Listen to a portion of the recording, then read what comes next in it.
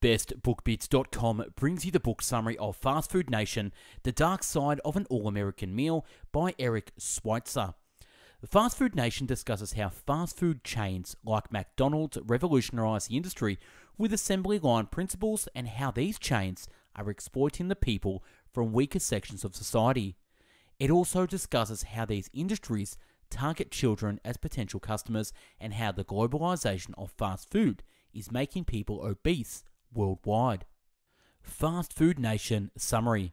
Have you heard of McDonald's? I know what you're saying right now. Are you an idiot? Everybody has heard of it. What if I tell you the food you eat in the restaurants isn't prepared in the kitchen of the restaurants? Well, in this book, Eric discusses the dark secrets behind these giant fast food chains like McDonald's and Burger King. And today, in this Fast Food Nation summary, I'll share the lessons I learned from this book. Without further ado, let's roll.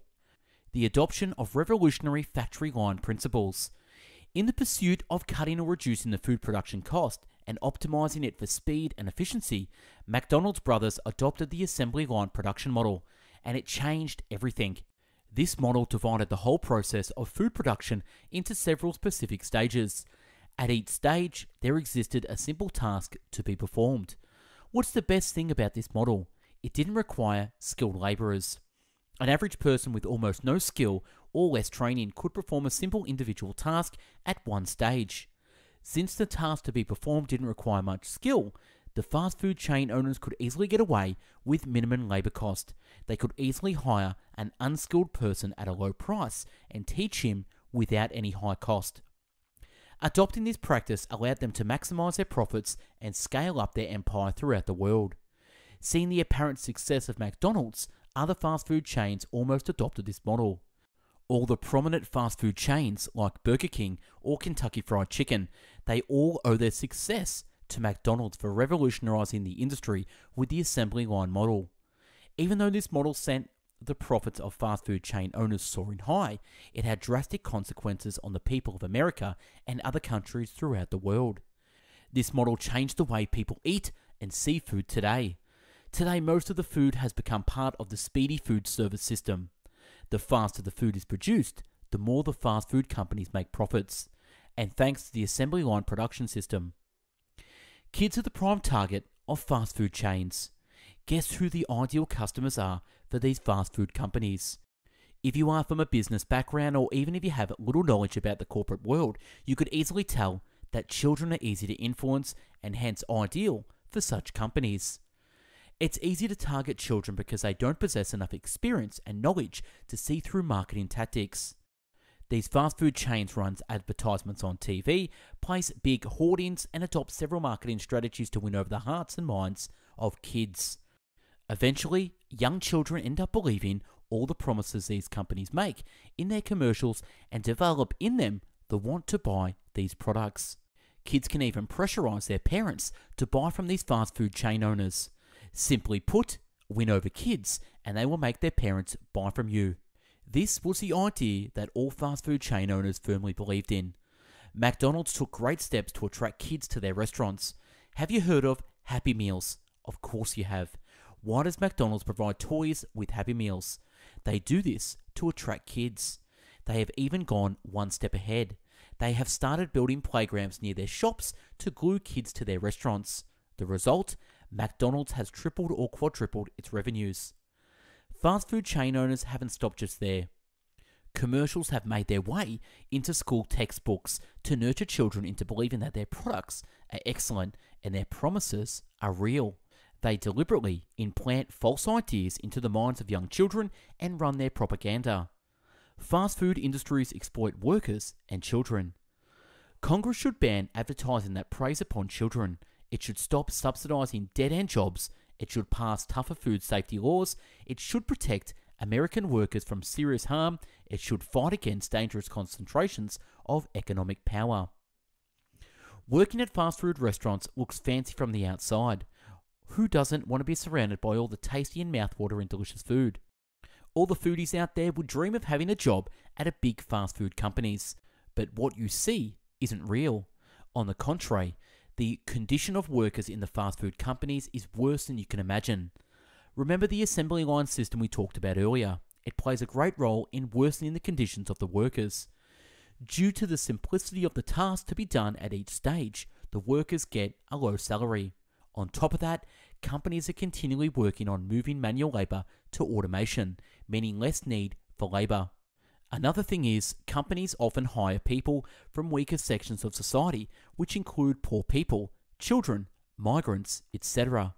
They hire young people as they are often less experienced and don't demand higher wages. And not to forget, they are easily interchangeable. You can quickly fire one in case of any dispute.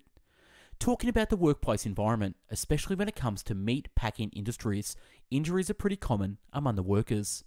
Workers are discouraged from reporting their injuries or even forced to work at a faster rate. Especially teenagers who are unqualified and untrained suffer the most. Sometimes female workers are harassed and abused by their superiors, and still, no action is taken against them. Despite all that harsh treatment, they are provided with minimal pay. Not being in the authoritative position, the workers yield to the demands of the fast food giants. You might ask why these workers don't resist. Well, they do try to resist. Whenever a union is formed against the policies of these fast food companies, these companies adopt harsh methods like mass firing. Sometimes, indirect methods are also used to suppress these unions. For example, McDonald's suddenly started showing interest in the emotional as well as the financial well-being of its workers at its restaurants when they saw any possibility of union formation. Since the people forming labour unions already belong to lower sections of society, they fail to fight against these giants. Moreover, these companies invest in developing strategies to reduce their expenditure, which consequently results in poor working conditions for workers. Managers who keep labour costs low, often achieved by abusing workers, are often rewarded with benefits.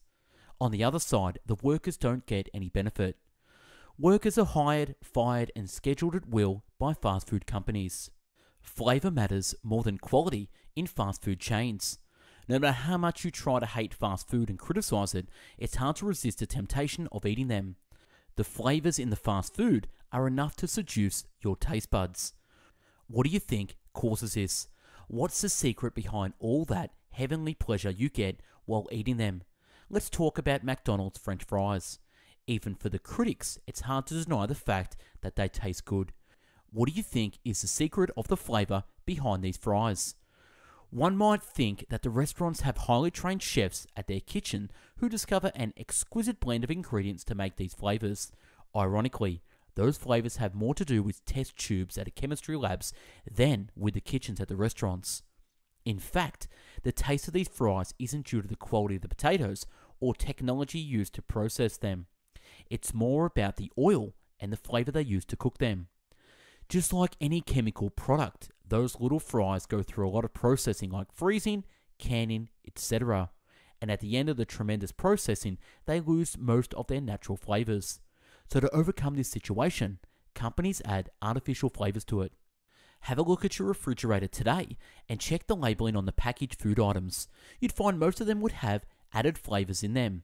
Now, you might ask what's wrong with these added flavours, and why should one bother about it? These added flavours mostly have two names, natural flavours and artificial flavours. Surprisingly, both are produced at chemistry labs. Here's what's alarming. These giant fast food companies have secret formulas or recipes for making these mouth-watering flavours with exquisite taste and aroma. Nobody knows what ingredients they use to make them. Sometimes these flavours are derived from animal products. All that artificial heavenly taste comes at the cost of quality. Simply put, when you enjoy your delicious pizza, you can't be sure that it's prepared by using natural ingredients. Taste is what decides the success or failure of a restaurant, so these companies make sure that their products taste good. These companies often invest in higher-end flavorists who are basically chemists with a great sense of taste and smell. And these flavorists discover new flavors by artistically putting little amounts of different chemicals together. So the next time you go to Burger King, McDonald's, or any other fast food restaurant, remember that what you taste might be different than what you eat. Farmers suffer due to the monopoly of fast food corporations. Today, due to the monopoly of few fast food giants like McDonald's in the market, farmers have no choice but to sell their potato, poultry, beef, etc. to these giants. Earlier, McDonald's used to buy from many suppliers, but now it has cut the number to a minimum. These companies set terms and policies that benefit them, but don't benefit the supplier or farmers. For example, farmers don't get the pay they deserve. The worst part is they don't get to work with the company they want. Fast food companies could terminate the contract at their will and impose terms and policies without the consent of the farmers. The result? Farmers end up paying huge debts. Corporations then force these farmers to sell their land and other such property to them. Farmers, due to the paucity of buyers, yield to the demands of these corporations. These corporations heavily influence the lives of the farmers and make it even worse. And eventually, the farmers go out of business and get dependent on these companies for their entire life.